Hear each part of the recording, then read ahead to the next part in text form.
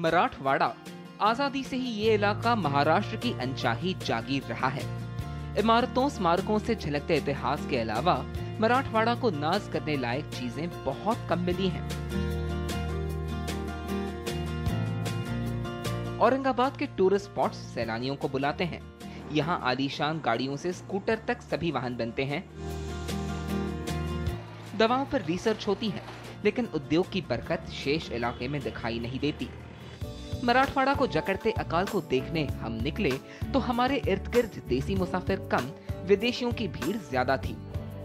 ये फोटो खिंचवा कर लौटने वाले थे, लेकिन हमारी तस्वीर अलग ही बनने वाली थी। हजारों सैलानियों की भीड़ से मराठवाड़ा की यही पहचान है, जहां पर औरंगाबाद की बगल में अजंता और एलोरा की गुफाओं तक लोग आते हैं और यहीं से टूरिज्म डॉलर्स महाराष्ट्र में आते हैं। लेकिन आपको अब दिखाएंगे मराठवाड़ा का दूसरा चेहरा।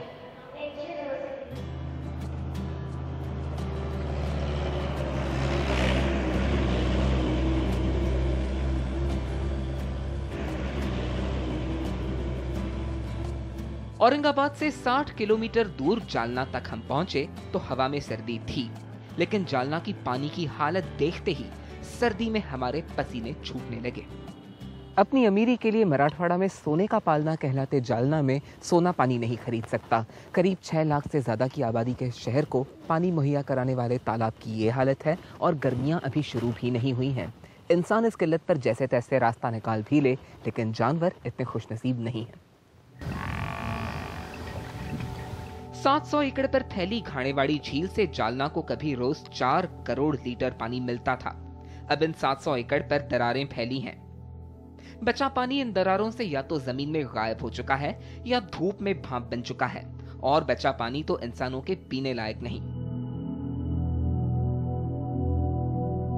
सामने से जानवरों के साथ उनके चरवाहे भी आने लगे। 3000 जानवरों का ये कुनबा जालना में दूध बेचकर अपना पेट पालता है, लेकिन पानी के लिए मारे मारे फिरना अब इनकी मजबूरी है।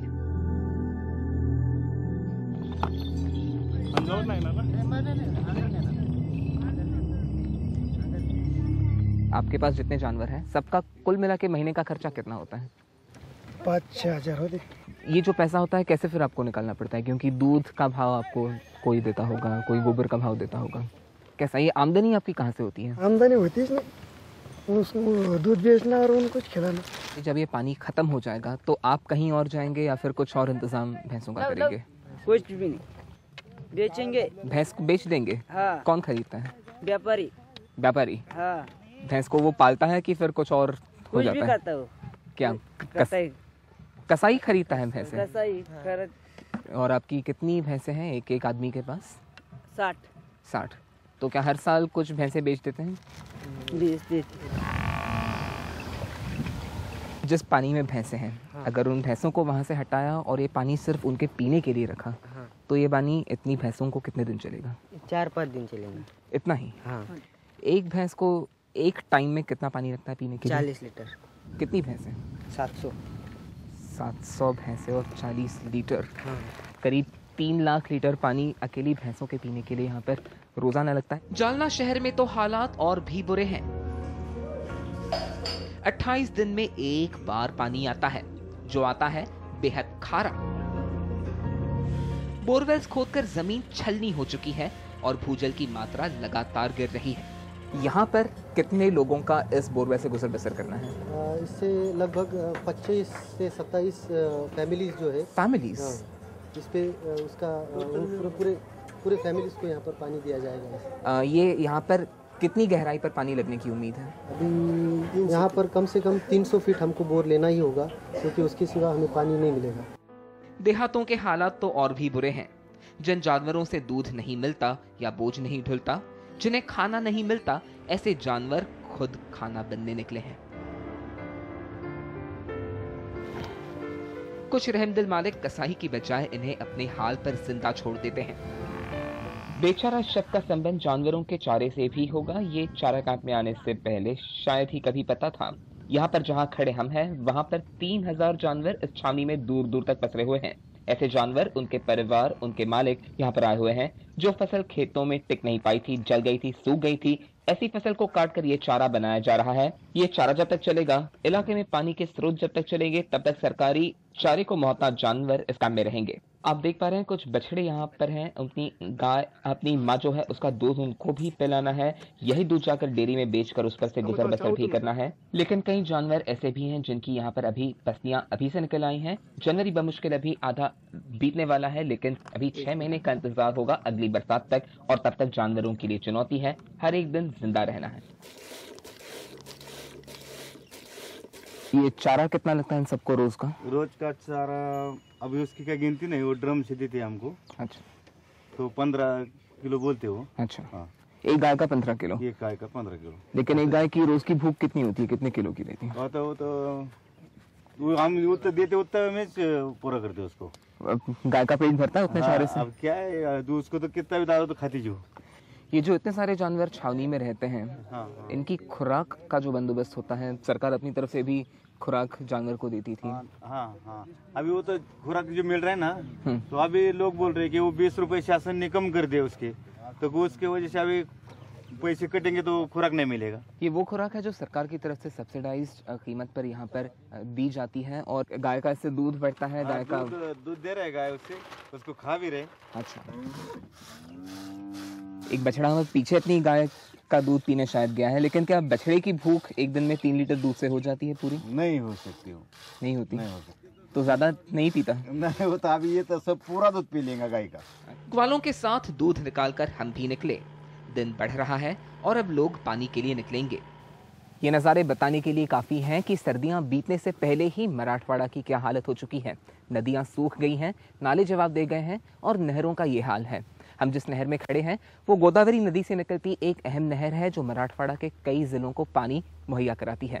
लेकिन यहाँ पर अभी से ही करीब 2900 टैंकर्स घूमने लगे हैं, और इनमें से अकेले 1700 टैंकर्स इसी जालना जिले में हैं। अनुमान ये है कि अप्रैल के अंत तक ये आंकड़ा 3500 टैंकर्स का हो जाएगा, और ये आंकड़े महज सरकार के कागजी अनुमान हैं। पास के ही एक गांव में सवेरे के सन्नाटे को टैंकर के हॉर्न ने चीरा। हर गांव में टैंकर्स पहुंचने लगे हैं, और सामने जो आपको नज़ारा दिखाई दे रहा है, एक अनार 100 बीमार का जो यथार्थ है यहाँ पर हो रहा है।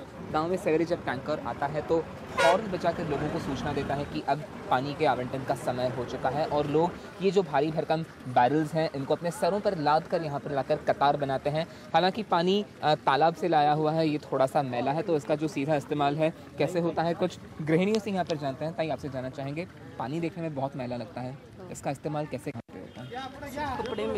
कपड़े में और फिर वो लेते हैं जब पानी। किसमें?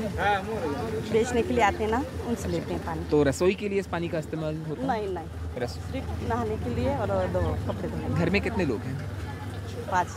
5 लोग हैं। 5 लोगों 6 लोगों का एक ड्रम में हो जाता है? एक दिन में होता है। रोज मतलब रोज टैंकर आएगा ना तो हो जाएगा। यहाँ पे नहाने धोने के पानी का अलग? 21 रुपए में 1 टन की लेते हैं। 21 रुपए में? 35। कितना? 200 लीटर पानी होगा? 200।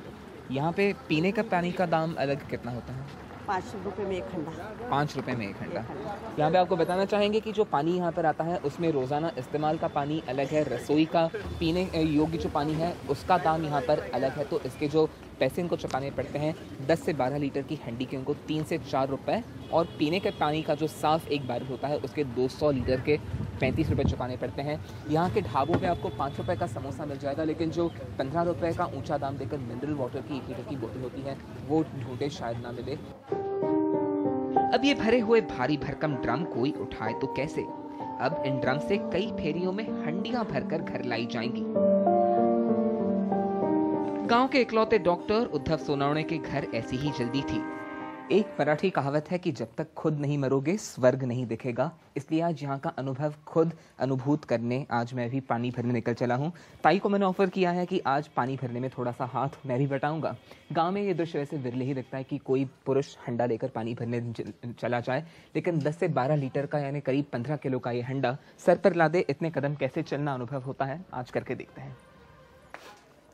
वैसे एक हंडा कितना भारी होता है भरने के बाद? नहीं बता सकती।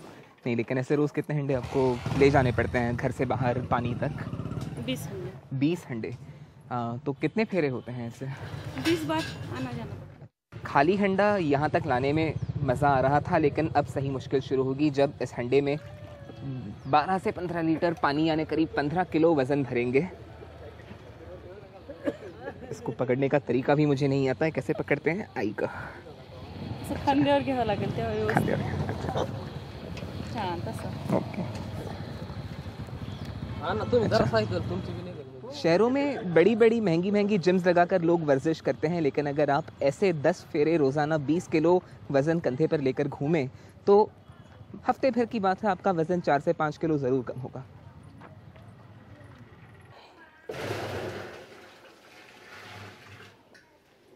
यानी करीब 5 मिनट 200 कदम, इतना करने के बाद घर में जो कुल पानी है उसमें बमुश्किल 10 से 12 लीटर पानी बढ़ता है। और ये पानी भी तुरंत इस्तेमाल के योग्य नहीं है, इसमें थोड़ी फिटकरी घुमाकर या इस पानी के मैल के बैठने का इंतज़ार करते करते 1 से 2 घंटे आराम से बीत जाते हैं। यानी कुल मिलाकर पानी की किल्लत के चलते महिलाओं के 24 घंटे में से 2 या 3 घंटे पानी के पीछे रोज़ ज़ाया।